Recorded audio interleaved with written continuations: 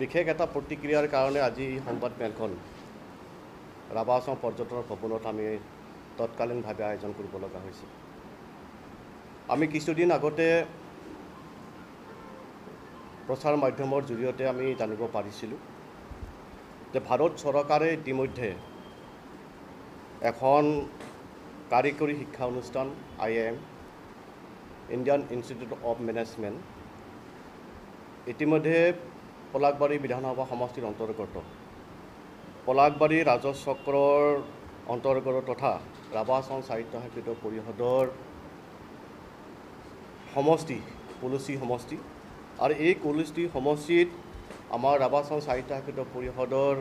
779 ভিলেজৰ দুখন গাঁও আছে অন্তৰ্ভুক্ত আৰু সেই গাঁও দুখন সম্পূৰ্ণভাৱে ট্ৰাইবেল বেল্ট এণ্ড ব্লকত পৰে আৰু সেই গাঁও দুখন হৈছে মাৰাভিটা আৰু এখন হ'ল দীঘলকুছি। এই দুখন গাঁও আৰু এই দুখন গাঁৱৰ মাৰাভিটাত ভূমিৰ সংখ্যা আছে 128 নং দাগৰ 124 নং দাগৰ 167 বিঘা 4 কঠা আৰু 4 লেচা জমি আৰু দীঘলকুছি ৰাজহ গাঁৱৰ 71 নং দাগৰ 406 বিঘা 2 কঠা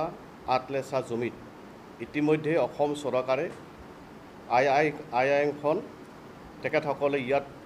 স্থাপন কৰিবৰ কাৰণে প্ৰস্তুতি ইতিমধ্যে চলাইছে। আমি অসম চৰকাৰ তথা ভাৰত চৰকাৰক ধন্যবাদ জ্ঞাপন কৰিম যে আমি ৰাভা আসাম সাহিত্য সাহিত্য পৰিষদৰ অন্তৰ্ভুক্ত এই গাঁওসমূহত যিহেতু জনজাতি এলেকা আৰু এই এলেকাৰ ভিতৰত IIM হয়, IIT হয়, ইঞ্জিনিয়াৰিং কলেজ হয়, মেডিকেল কলেজ হয়, তাত আমাৰ ক'বলগীয়া নাই। আমি ৱেলকাম জনাইছোঁ, আদৰণি জনাইছোঁ। কিন্তু এই অনুষ্ঠানসমূহ পাতিবলৈ যাওঁতে বা এই অনুষ্ঠানসমূহ স্থাপন কৰিবলৈ যাওঁতে ট্ৰাইবেল বেল্ট এণ্ড ব্লকৰ বা ৰাভা আসাম সাহিত্য সাহিত্য পৰিষদৰ অন্তৰ্ভুক্ত যিহেতু গাঁও, যিহেতু ৰাভা আসাম সাহিত্য সাহিত্য পৰিষদখনৰ ইতিমধ্যে এক গণতান্ত্ৰিক প্ৰক্ৰিয়াৰ মাজেৰে নিৰ্বাচিত হৈছে 2013 হিমাংগ ঠাকুৰে ডাঙৰীয়াই এই ধৰণৰ পদক্ষেপ এই ধৰণৰ কথা চিন্তা কৰাটো দুৰ্ভাগ্যজনক কথা। আমি কামৰূপ জিলা যৌথ মঞ্চৰ তৰফৰ পৰা তেখেতক আমি গৰিহণা দিছোঁ, গৰিহণা প্ৰদান কৰিছোঁ আৰু আহি থকা দিনসমূহত তেখেতে এই ধৰণৰ যেনে কাম কাজবিলাক নকৰে তাৰ কাৰণে তেখেতক আমি আজি এই মঞ্চৰ জৰিয়তে আপোনালোকৰ মিডিয়াৰ জৰিয়তে আমি তেখেতক আমি সকীয়াই দিছোঁ। কাৰণ ইতিমধ্যে আমি জানো যে ট্ৰাইবেল বেল্ট এণ্ড ব্লকৰ ৰাভা আসাম এলেকা তেওঁৰ সমষ্টিতে ইতিমধ্যে বহুত আমাৰ তাত বনভূমিত বসবাস কৰা বিভিন্ন জনগোষ্ঠী জনজাতি মানুহ তাত বসবাস কৰি আছে। আজিলৈকে সেই জনজাতি মানুহসমূহক আজিলৈকে ভূমিৰ পট্টা অসম চৰকাৰে দিব পৰা নাই। তাৰ প্ৰতি লক্ষ্য ৰাখি সেই ভূমিৰ পট্টা নপোৱা সেই ব্যক্তিসকলক সেই পৰিয়ালসকলক ভূমিৰ পট্টা দিয়াৰ ক্ষেত্ৰত তেখেতৰ যি পদক্ষেপ বা তেখেতৰ যিখিনি দায়িত্ব থাকিব সেই দায়িত্বখিনি তেখেতে অৱজ্ঞা কৰি পুনৰাই আজিৰ এই ধৰণৰ কাৰ্য বা কাম কাজবিলাক কৰিবলৈ যোৱাটো আমাৰ কাৰণে আমি ক'বলগীয়া হৈছে, আমি মানে তেখেতক সকীয়াই দিব লগা হৈছে আৰু আহি থকা দিনসমূহত যাতে এই ধৰণৰ ট্ৰাইবেল বেল্ট এণ্ড ব্লকত বা ৰাভা আসাম সাহিত্য সাহিত্য পৰিষদখনত যাতে এই ধৰণৰ কাম কাজবিলাক নকৰে তাৰ কাৰণে হিমাংগ ঠাকুৰীয়া ডাঙৰীয়াক আমি এই মঞ্চৰ জৰিয়তে যৌথ মঞ্চৰ জৰিয়তে তেখেতক আমি শুকাই দিব বিচাৰিছোঁ আৰু আহি থকা দিনসমূহত তেনেকুৱা পদক্ষেপ নল'বৰ কাৰণে তেখেতক আহ্বান আমি জনাইছোঁ। আমাৰ ৰাভা আসাম সাহিত্য সাহিত্য পৰিষদখনত অসম চৰকাৰে বিভিন্ন আঁচনি গ্ৰহণ কৰক, আমাৰ তাত ক'বলগীয়া নাই। যিহেতু দীৰ্ঘদিনীয়া এটা মানে সমস্যা আজিলৈকে ৰাভা আসাম সাহিত্য সাহিত্য পৰিষদখনক ভাৰতীয় সংবিধানত এতিয়ালৈকে অন্তৰ্ভুক্ত কৰা নাই। এই মানে দীৰ্ঘদিনীয়া যি সমস্যা এই সমস্যাবিলাকৰ ক্ষেত্ৰত অসম চৰকাৰে ভাল পদক্ষেপ লওক, ভাৰত চৰকাৰে পদক্ষেপ লওক আৰু ইয়াৰ বিধায়কে এই ক্ষেত্ৰ বা এই ক্ষেত্ৰত তেখেতে সুন্দৰ এটা পদক্ষেপ লৈ মাতক তেখেতক লৈ মানে এছেম্বলি সেই কথাবিলাক উত্থাপন কৰক। এই কথাবিলাক নিশ্চয় মানে আমাৰ ক'বলগীয়া আছে, এই কথাবিলাক তেখেতে জানিব লাগিব। গতিকে আমি আজিৰ তাৰিখত এই প্ৰেছ মিটৰ জৰিয়তে আমি ৱেলকাম জনাইছোঁ, আদৰণি জনাইছোঁ। যিহেতু এখন বৃহৎ IIM ইয়াত ইণ্ডিয়ান ইনষ্টিটিউট অফ মেনেজমেণ্ট এখন ইয়াত আমাৰ স্থাপন হ'ব, এই ক্ষেত্ৰত আমি আদৰণি জনাইছোঁ আৰু তেনেকুৱা ধৰণৰ ডাঙৰ ডাঙৰ যদি কিবা অনুষ্ঠান হয় তাৰ কাৰণে আমি ইয়াত আমি হোৱাটো আমি সকলোৱে মনে প্ৰাণে আমি বিশ্বাস কৰোঁ বা আমি আদৰণি জনাইছোঁ। গতিকে এই ক্ষেত্ৰত আমি কামৰূপ জিলা ৰাভা যৌথ মঞ্চৰ তৰফৰ পৰা ৰাভা আসাম সাহিত্য সাহিত্য পৰিষদৰ মুখ্য কাৰ্যবাহী সদস্য মাননীয় তপস্য ৰাভা ডাঙৰীয়াক আমি আহ্বান কৰিছোঁ যে যেহেতু তাত অসম চৰকাৰে ইতিমধ্যে যাৱতীয় যিখিনি ব্যৱস্থা সেই ব্যৱস্থা তাত স্থাপন কৰিবৰ কাৰণে তেখেতে ইতিমধ্যে প্ৰস্তুতি চলাইছে। গতিকে ৰাভা আসাম সাহিত্য সাহিত্য পৰিষদৰ মুখ্য কাৰ্যবাহী সদস্য মাননীয় ৰঙ্কেশ্বৰ ৰাভা ডাঙৰীয়াও যথাযথভাৱে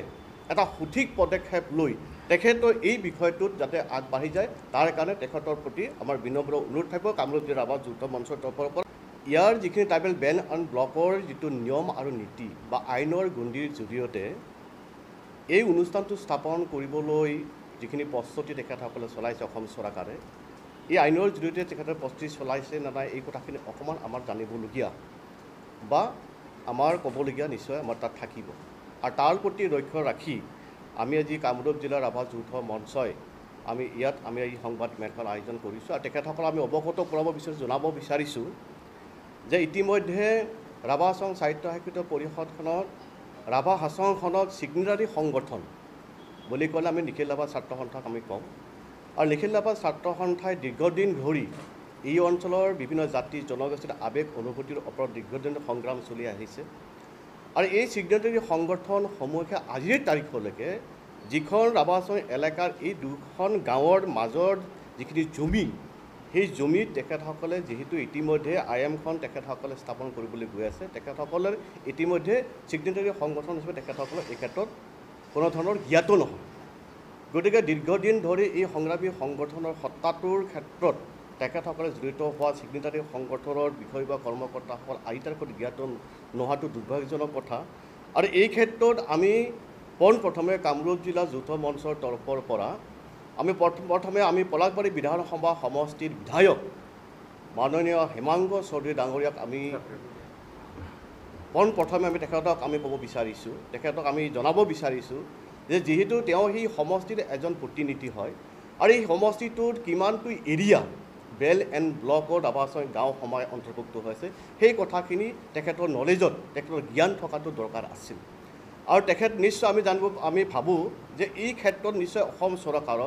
অসম চৰকাৰৰ মাননীয় মুখ্যমন্ত্ৰী মাননীয় হিমন্ত বিশ্ব শৰ্মা ডাঙৰীয়া হয়তো এই কথাখিনি হয়তো তেখেতে অৱগত কৰোৱা নাই বা জানিব দিয়া হোৱা নাই যে ইয়াত স্থানীয় দল সংগঠনসমূহ আছে, ইয়াত জাতীয় সংগঠনসমূহ আছে আৰু হুৱেৰাজ ইয়াৰ এখন নিৰ্বাচিত ৰাভা আসাম সাহিত্য সাহিত্য পৰিষদ এখন আছে। আৰু এই পৰিষদখনৰ থকাৰ পিছতো ইয়াৰ ঊৰ্ধ্বতন কৰ্তৃপক্ষসমূহৰ লগত কোনো ধৰণৰ ডিছকাশ্যন নোহোৱাকৈ, কোনো ধৰণৰ আলাপ আলোচনা নকৰাকৈ এই ধৰণৰ এখন উন্নত মানৰ কাৰিকৰী শিক্ষানুষ্ঠান প্ৰতিষ্ঠা কৰিবলৈ যোৱাৰ আগতে এই কথাবিলাক এই বিষয়বিলাক চিন্তা চৰ্চা কৰাটোৰ মাননীয় স্থানীয় বিধায়ক হেমাংগ চৌধুৰী ডাঙৰীয়াৰ যথেষ্ট দায়িত্বৰ কৰ্তব্য এই ক্ষেত্ৰত তেখেতৰ আছিল।